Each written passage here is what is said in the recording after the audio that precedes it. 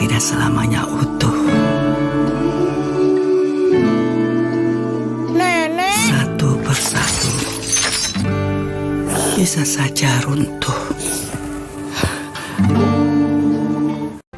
Tak ada habisnya kita bicara timnas Indonesia yang sukses mengunci tempat di putaran keempat kualifikasi Piala Dunia 2026 zona Asia. Usai mengalahkan Tiongkok, timnas kita akan menghadapi Jepang pada Selasa 10 Juni nanti. Nah, pertandingan ini tidak menentukan bagi kedua tim sesungguhnya karena Jepang sudah dipastikan lolos ke Piala Dunia dan skuad Garuda telah mengamankan tempat di putaran keempat. Soal kekuatan ini juga perlu dicermati. Jumlah gol Jepang lebih produktif dengan memasukkan, ini dia, 24 gol selama kualifikasi Piala Dunia zona Asia grup C. Sementara timnas Indonesia mencetak 9 gol.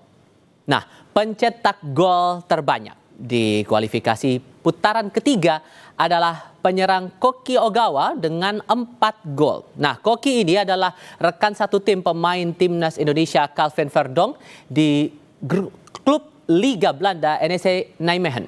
Sementara pemain timnas paling produktif adalah Ole Romani yang mencetak 3 gol di 3 pertandingan terakhir Garuda. Meski pertandingan kontra Jepang nanti tidak menentukan nasib kita, baik itu Garuda maupun juga Jepang, tapi skuad timnas Indonesia tetap akan bermain all out dengan line up terbaik demi meraih poin. Kita diskusikan usai tayangan informasi satu ini.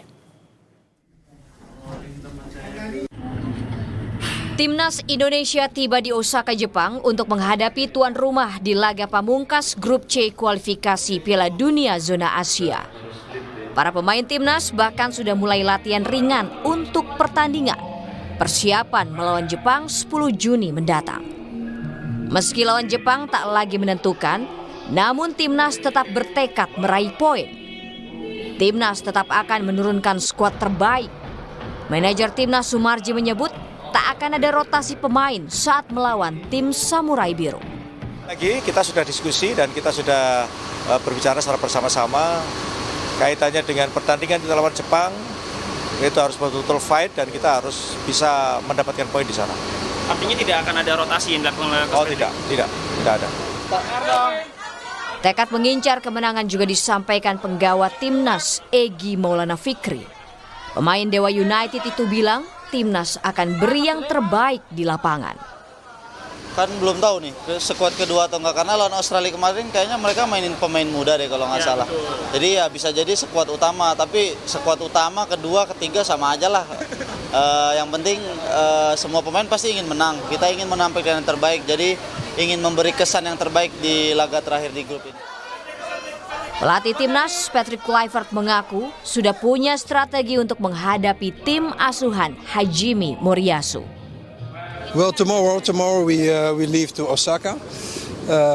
We have a game plan, but it's not convenient to tell it now. The most important thing is that the players need to know what they need to do. But we're going with a good feeling and show our heart for Indonesia on the pitch. Do you think Japan is a harder contender than China? Well, they showed their skill, of course. They're top of the group. They have a very good team, but we will show also the skills that we have.